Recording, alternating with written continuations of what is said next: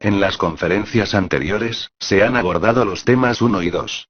El tema 1, modelos matemáticos. Y el tema 2, análisis de sistemas de control. Estos son conocimientos necesarios para poder entrar en este tema. La síntesis de sistemas de control es el principal objetivo de la asignatura.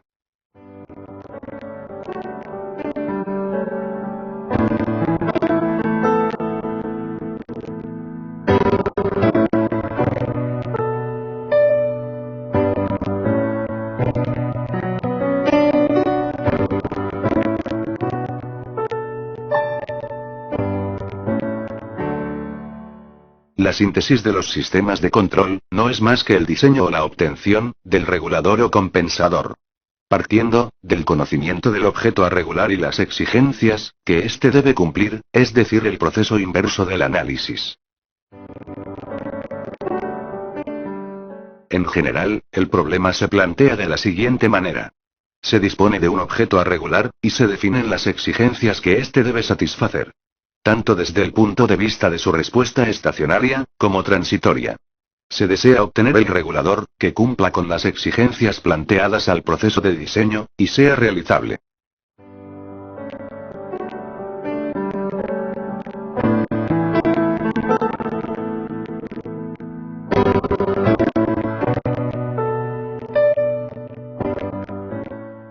En el ejemplo abordado en la conferencia 1.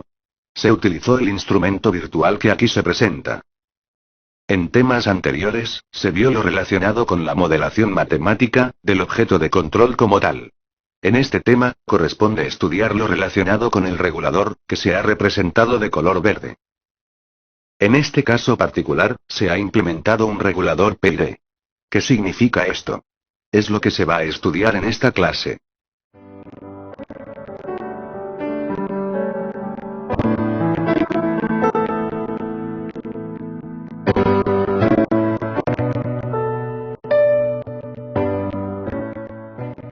Acciones de control básicas.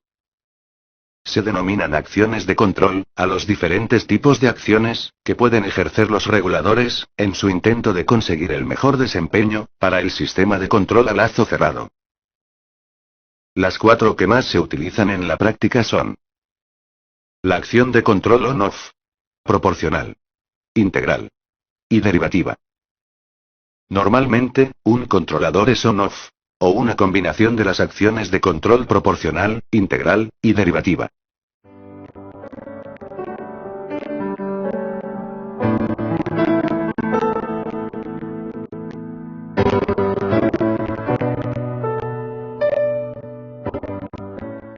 Para la acción de control on-off, el regulador se puede escribir a través de sus características de entrada-salida.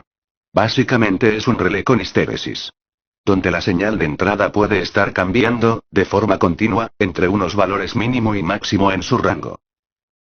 Por ejemplo, cuando ella alcanza un valor superior a un valor máximo de control, la salida del controlador cambia de estado off a estado on. Y se mantendrá en ese estado hasta que la señal de error sea menor que un valor mínimo determinado. En cuyo caso la señal de control cambiaría de estado on a off. Es importante entender que en la gráfica del regulador, en el eje X está la entrada. Y en el eje Y la salida. La entrada es el error, y la salida, si está encendido o apagado. Un ejemplo de esto es lo que sucede en un refrigerador doméstico, en una plancha eléctrica, en una olla de presión multipropósito, o en un aire acondicionado. En todos los casos pasa algo similar.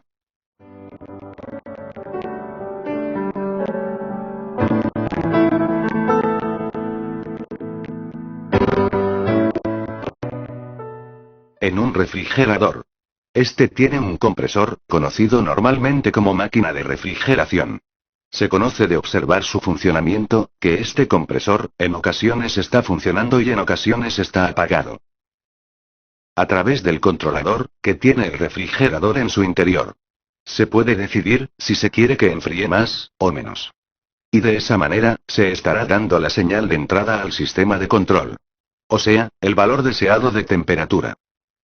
Cuando la temperatura en su interior es mayor que un máximo, se arranca el compresor. Al arrancarse, la temperatura disminuirá. Y cuando esté por debajo de un valor determinado, entonces el compresor se apaga. Esto ocasiona que la temperatura comience a subir. Cuando sube mucho, entonces vuelve a arrancar el compresor.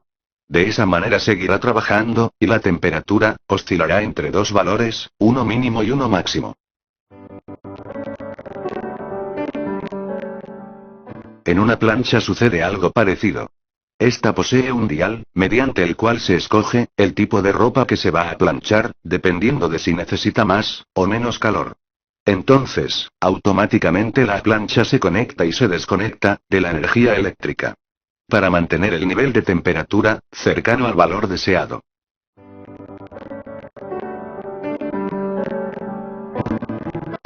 Tanto en el refrigerador como en la plancha se utiliza un elemento llamado termostato, que es el componente de un sistema de control simple, que abre o cierra un circuito eléctrico, en función de la temperatura. El termostato de arriba es el usado en el refrigerador. Tiene un dial, con el cual se puede elegir el valor de temperatura deseado. Un bulbo, que es como tal, el sensor de temperatura. Y tiene dos contactos eléctricos, que son la salida de la señal de mando. Si está abierto, o cerrado. Estos terminales funcionan como un interruptor.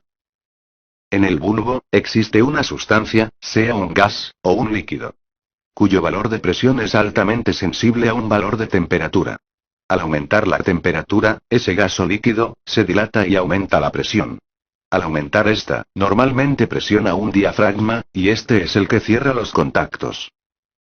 Cuando la temperatura baja, el líquido o gas se contrae, disminuye la presión, mueve el diafragma en sentido contrario, y se abren los contactos.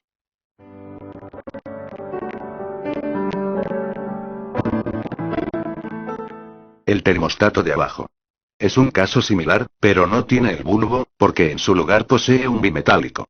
Esto se refiere a un objeto que se componga de dos o más metales ensamblados juntos.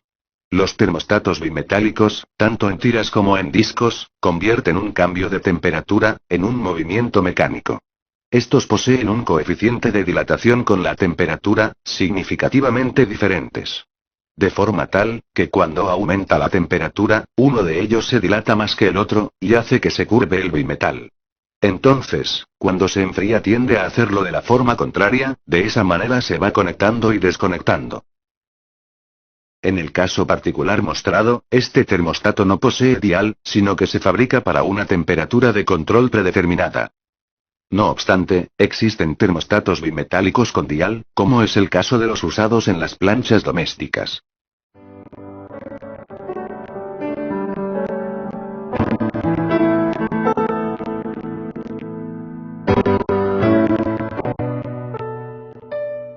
Se observa un ejemplo de un controlador on-off, el cual consiste en un tanque que contiene un líquido determinado, que tiene una entrada y una salida de ese líquido.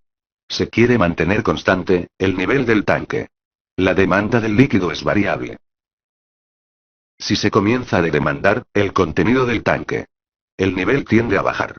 El flotador, que en este caso actúa como sensor de nivel, también baja y cierra el contacto.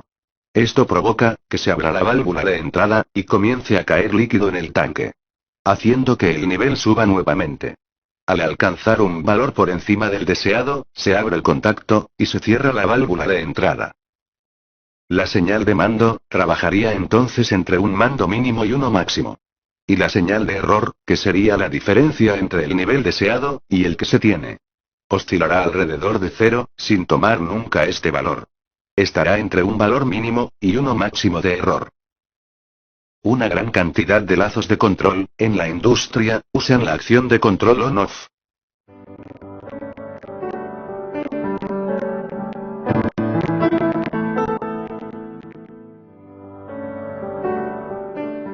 La acción de control proporcional. En el regulador P, la señal de mando es proporcional a la señal de error, a través de una constante de acción proporcional. Si se aplica transformada de Laplace a esta expresión, se obtiene, hallando la función de transferencia, que es la salida dividido la entrada, queda esta expresión. Esto quiere decir que la función de transferencia de un regulador proporcional es un número. A este número, se le llama constante de acción proporcional. La forma de implementarlo, con amplificadores operacionales, puede ser esta variante. Un amplificador operacional, en configuración inversora.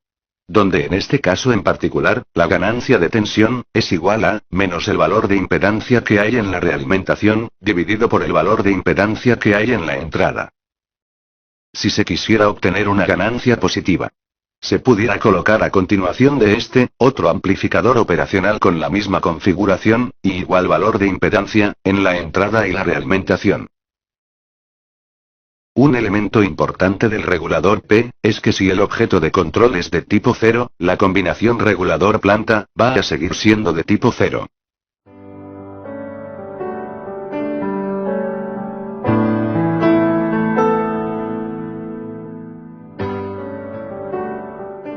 En la acción de control integral, la señal de mando, es proporcional, a la integral del error en el tiempo. Y es proporcional, mediante una constante, llamada tiempo de acción integral. Normalmente lo que se usa, es su inverso. Aplicando la transformada de Laplace, a esta expresión, con condiciones iniciales igual a 0, se obtiene. Calculando la función de transferencia, queda. Es importante recordar, que integrar en el tiempo, es dividir por S en la frecuencia compleja.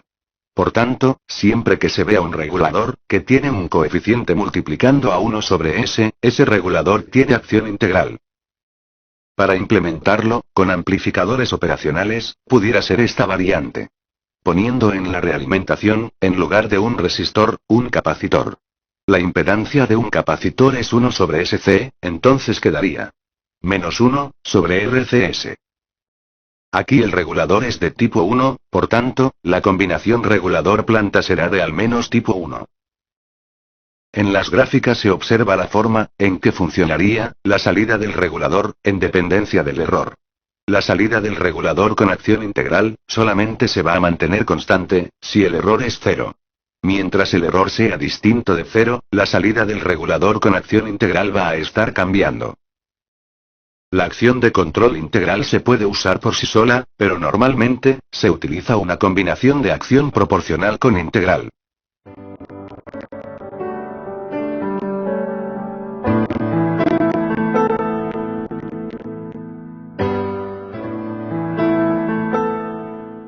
La acción de control proporcional integral, en la forma que normalmente se usa, o la forma en que generalmente está implementado, en los reguladores que son comerciales.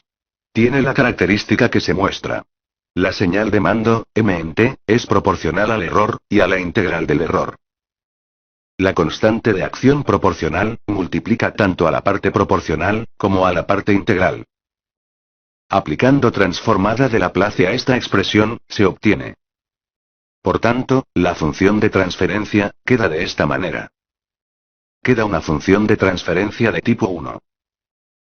La forma de implementarlo, con amplificadores operacionales, pudiera ser esta variante. Se pone un capacitor en serie con una resistencia, en la realimentación. La combinación regulador-planta, es de al menos tipo 1. En las gráficas se observa, como la salida del regulador, va a estar cambiando, hasta que el error sea 0.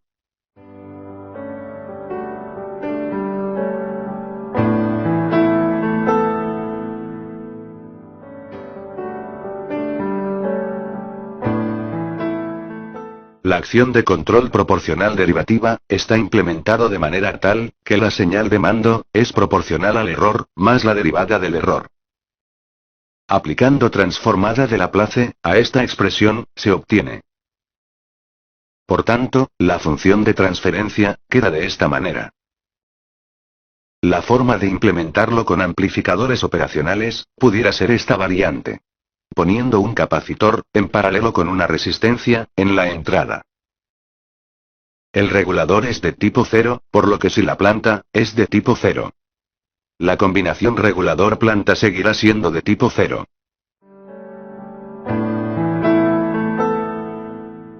La acción de control derivativa por sí sola, no tiene sentido. Porque independientemente, del valor que tenga el error, si es constante, su derivada es 0. Se estaría dando, 0 señal de mando, ante un error constante.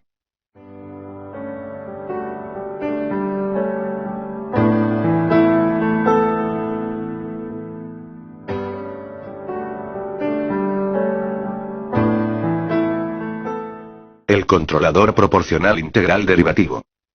En este caso, la salida del controlador es la suma de las acciones proporcional, integral y derivativa. Aplicando transformada de Laplace a esta expresión, se obtiene. Por tanto, la función de transferencia queda de esta manera. La forma de implementarlo con amplificadores operacionales pudiera ser esta. Es una combinación de la acción proporcional integral con la acción proporcional derivativa. Para todas las variantes de implementación propuestas, siempre se va a tener un componente del circuito electrónico más que la cantidad de ecuaciones. ¿Cómo se resuelve esto? Muy simple. Se selecciona cualquiera de estos componentes, y en función de ese valor seleccionado se calculan los demás.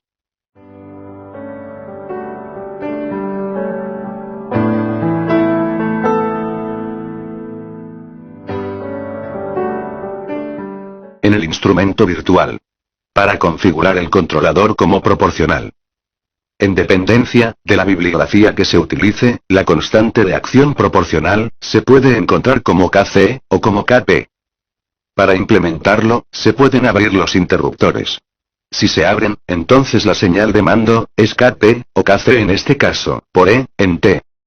Abrir los interruptores es equivalente a hacer el tiempo de acción integral infinito, y el tiempo de acción derivativa igual a 0.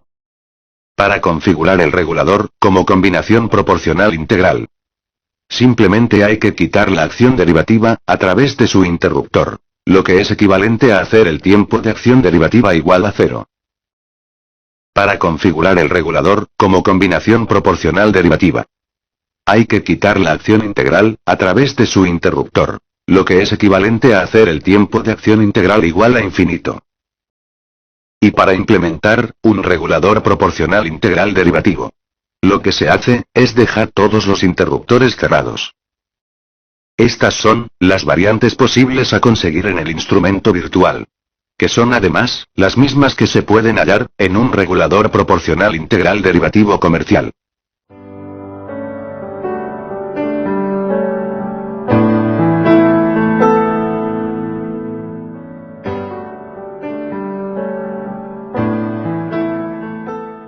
La acción de control on-off normalmente no se calcula. Lo que se compra es el elemento termostato o presóstato, o sea, el elemento de medición y control, para un determinado rango que se quiere controlar. El controlador proporcional integral derivativo, en cualquiera de sus variantes, si se calculan. Calcular el regulador es lo mismo que diseñar, sintetizar o ajustar el regulador. Esto no es más que encontrar el juego de valores, de constante de acción proporcional, tiempo de acción integral, y tiempo de acción derivativa, que mejor cumplen con las especificaciones de diseño. Haría falta un método para encontrar estos valores. Como criterios prácticos, para el ajuste fino de un regulador. Esto es lo que sucede con la velocidad de respuesta, la oscilatoriedad y la estabilidad, cuando se manipulan los tres parámetros del regulador proporcional integral derivativo. El ajuste fino lo puede llevar a cabo un operario con experiencia en el ajuste de reguladores.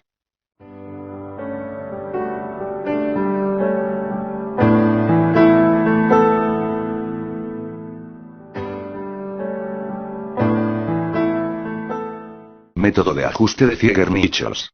Zieger y Nichols fueron los autores que propusieron este método.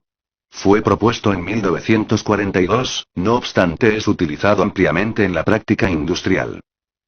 Es un método experimental.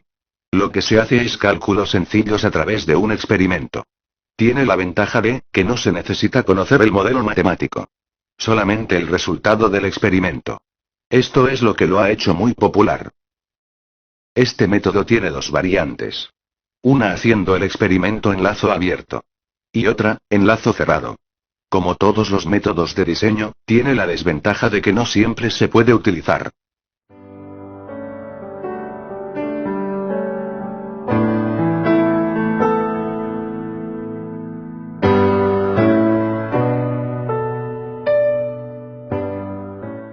En la variante en lazo abierto, se toma la planta y en lazo abierto se le aplica un cambio brusco en la entrada.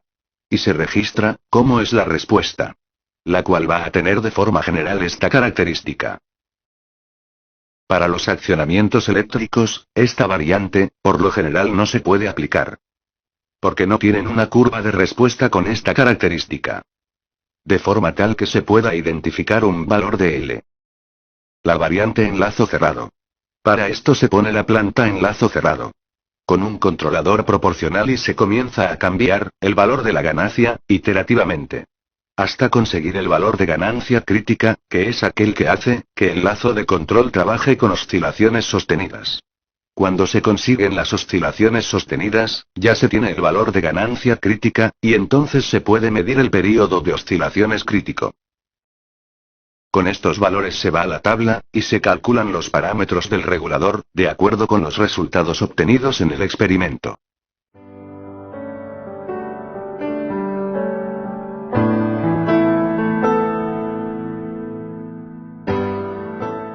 Para aplicar el método de Ziegler-Nichols, se pone el sistema en lazo cerrado, con un controlador P.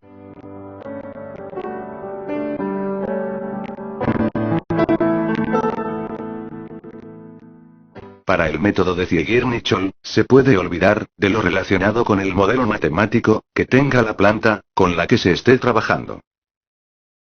Se aplica un paso escalón, y se observa la respuesta. En este caso una respuesta subamortiguada.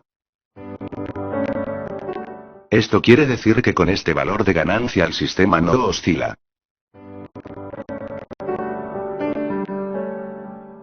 Si se aumenta el valor de ganancia, y se le aplica un pequeño paso escalón, se observa que la respuesta sigue siendo subamortiguada.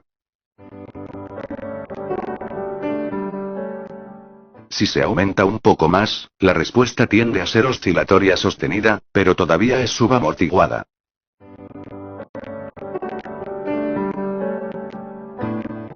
Se sigue aumentando el valor de la ganancia. Ahora se observa que el sistema se hace inestable. Con 100, da subamortiguado. Y con 150, es inestable. Por tanto, el valor de ganancia crítica es mayor que 100, y menor que 150.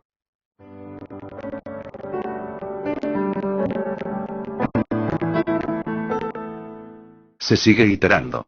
120, es demasiado grande. Entonces es mayor que 100, y menor que 120.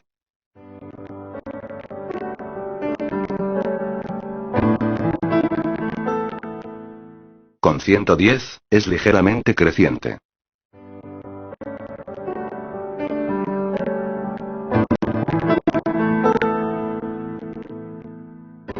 Con 105, es ligeramente decreciente.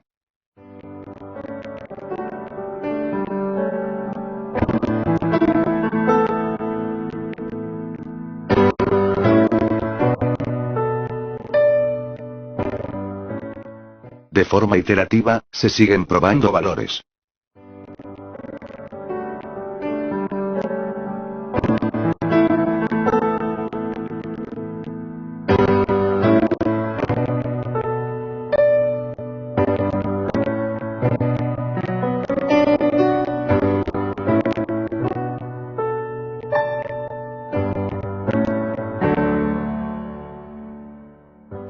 Con 106.5, se pudiera decir que la respuesta presenta, aproximadamente, oscilaciones sostenidas.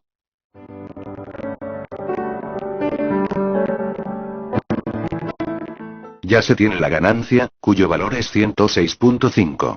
Lo otro que se necesita, es el período de oscilaciones crítico. Para esto, hay que ver cuánto demora una oscilación completa. Teniendo en cuenta que entre dos líneas verticales grises, hay un segundo.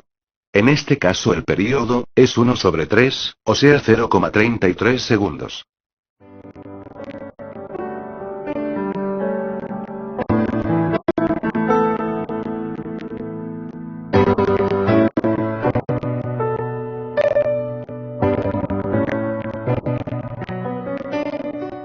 Se va a la tabla de Ziegler-Nichols. En este caso, se usa la de la derecha, porque el experimento es en lazo cerrado. Calculando. Según la tabla, para hacer un regulador proporcional integral derivativo. Es 0,6, por la ganancia crítica. El resultado de ese cálculo, se pone en la ganancia.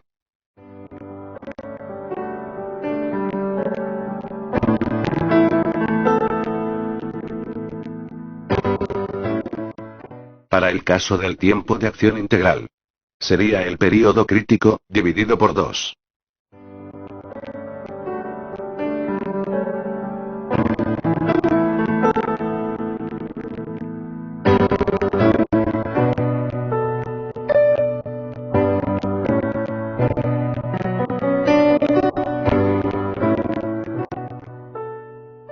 Y la constante de acción derivativa es el período crítico, dividido por 8.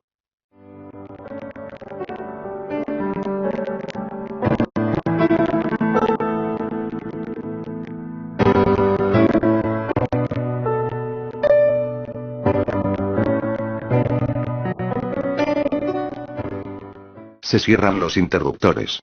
Se aplica un paso escalón. Y se observa la respuesta, enlazo cerrado del sistema de control, ajustado por el método de Zieger-Nichols. Aplicando este método se garantiza que enlazo cerrado va a quedar estable, relativamente rápido, y relativamente poco oscilatorio.